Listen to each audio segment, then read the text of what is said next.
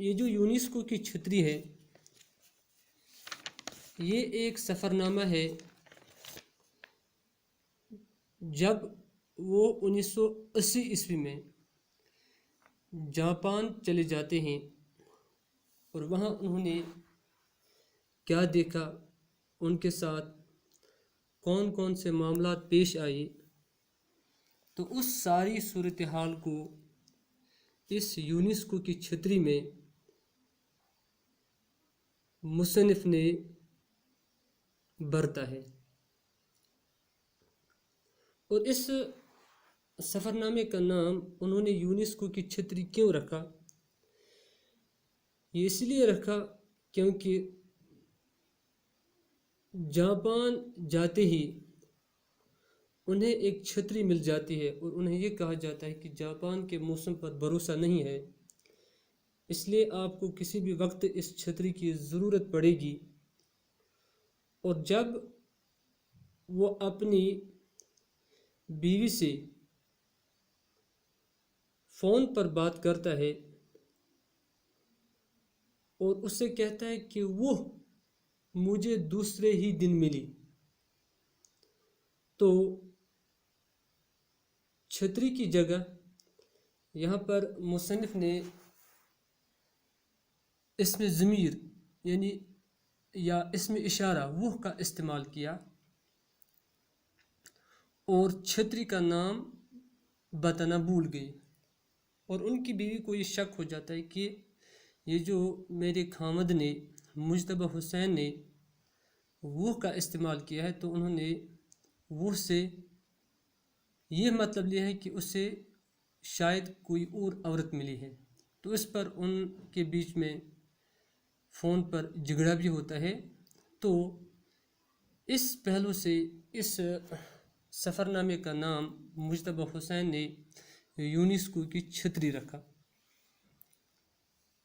تو my dear students, ہم اس کا خلاصہ اس طرح پیش کریں گے تاکہ جو آخر پر سبق میں سوالات دیے گئے ہیں ان کے جوابات بھی آپ کو مل جائیں۔ تو مائی ڈیئر اسٹوڈنٹس، خلاصہ اس کا اس طرح ہے کہ مجتبیٰ حسین جب جاپان جاتے ہیں اور جو ہی وہ ٹوکیو پہنچ جاتے ہیں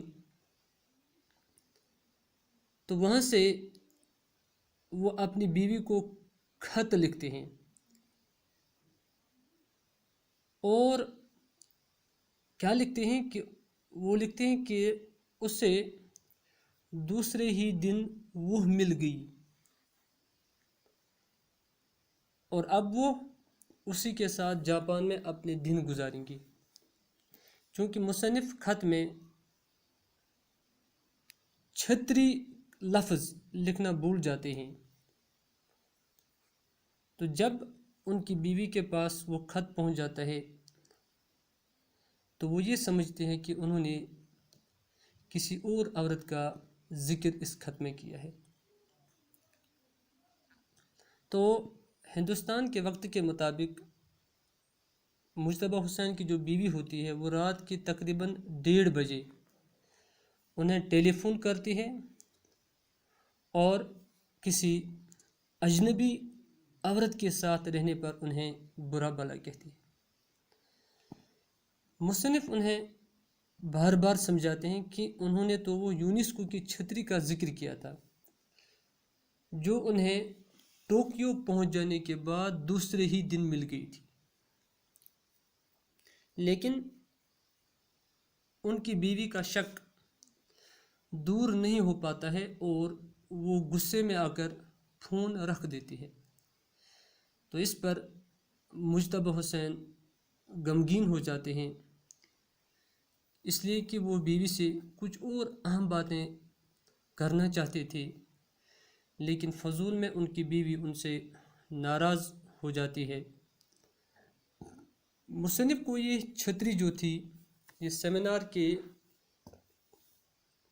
ابتدائی اجلاس میں یونیسکو کی عہدیدار مس جو نے دی تھی، اور کہا تھا کہ یہ جو چھتری ہے یہ یونیسکو کی ملکیت ہے، اس لیے جب آپ جاپان جیسے ملک کو چھوڑ کر چلے جائیں گے واپس اپنے وطن، تو آپ کے لیے ضروری ہے کہ اس چھتری کا لوٹانا ضروری ہے۔ مصنف چونکہ چھتری کے استعمال کے عادی نہیں تھے اور جاپان میں چھتری ساتھ لے کر ایک جگہ سے دوسری جگہ چلے جانا، گھومنا پھرنا انہیں پسند نہیں تھا چھتری کو ساتھ لے کر،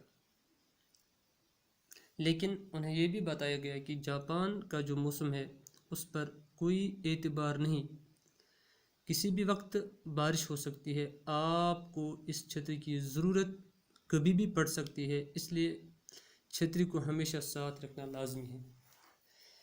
مس جو انہیں یہ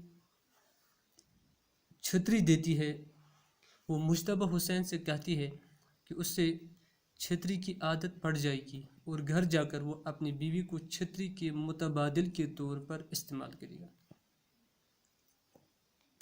اس کے بعد وہاں پر ایک کانفرنس ہوتی ہے، اس کانفرنس کا نام کانفرنس روم رکھا گیا تھا۔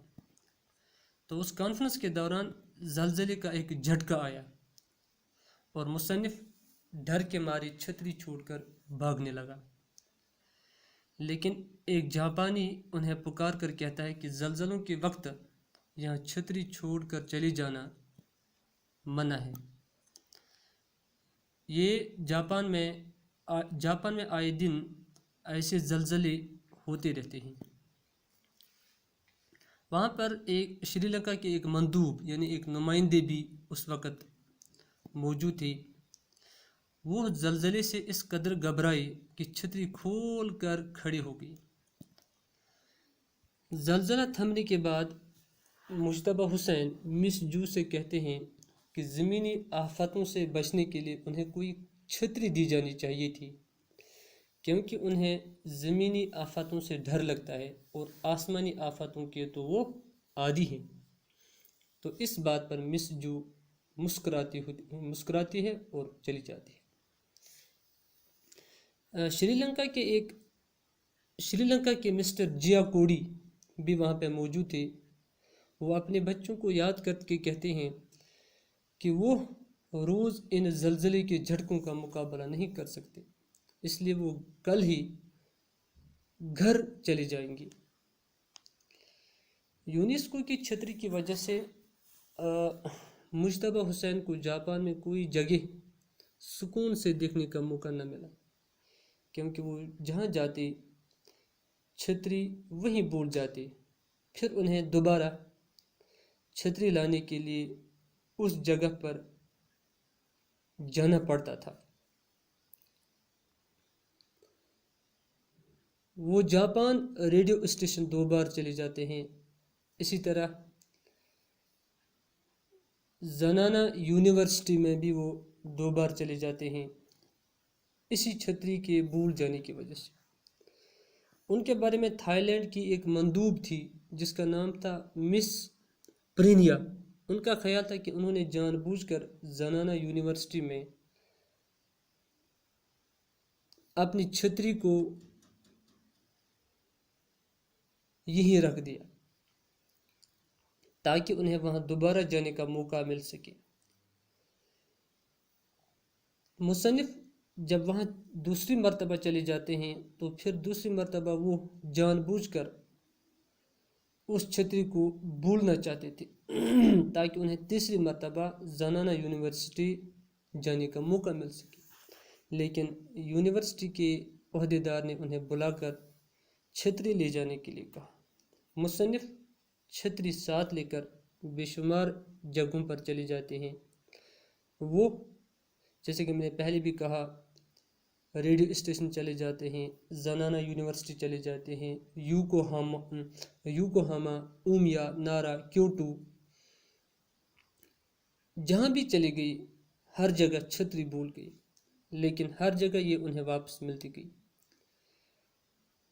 کیوٹو میں انہوں نے کمرے میں چھتری بھول دی تھی،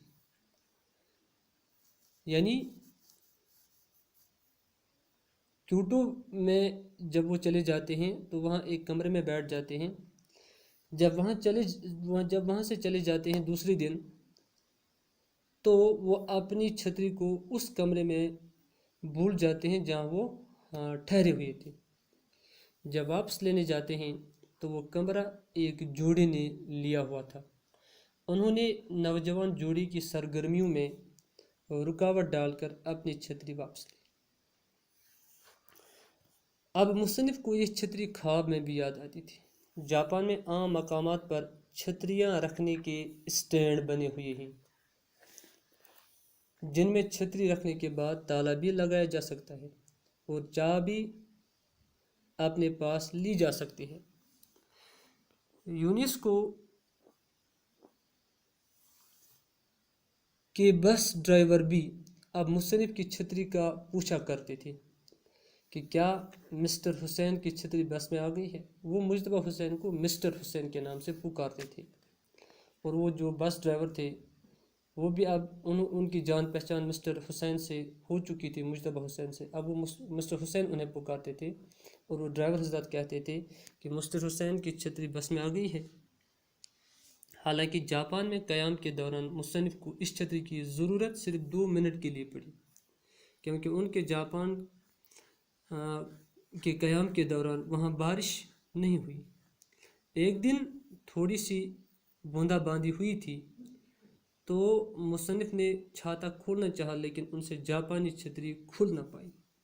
انہوں نے اس سلسلے میں ایک جاپانی کی مدد لی، لیکن جو ہی چھتری کھلی بارش بند ہو گئی. اب مصنف سے چھتری بند بھی نہیں ہو پاتی تھی. انہوں نے مجبور ہو کر ایک اور جاپانی سے چھتری بند کروائی. تو مصنف نے ایک دکان پر اس چھتری کی قیمت پوچھی تو معلوم ہوا کہ 1000 ین کی ہے. اس کے بعد مصنف نے حساب لگایا کہ چھتری کو بھولی ہوئی جگہوں سے واپس لانے میں ان کے 5000 ین خرچ ہو گئی. اس رقم میں وہ فون کا 200 روپیہ بھی شامل تھا جو ان کی بیوی نے چھتری سے گھبرا کر نہیں کیا تھا. جاپان سے واپس آنے سے پہلے مصنف نے یہ چھتری مس جو کو یہ کہہ کر سونپ دی کہ انہوں نے اس کا استعمال صرف ایک بار کیا ہے، اور وہ بھی 2 منٹ کے لیے. چھتری سونپتے مصنف کو دکھ ہوا. مصنف اس چھتری کی یادیں لے کر واپس ہندوستان آتے ہیں کہ انہوں نے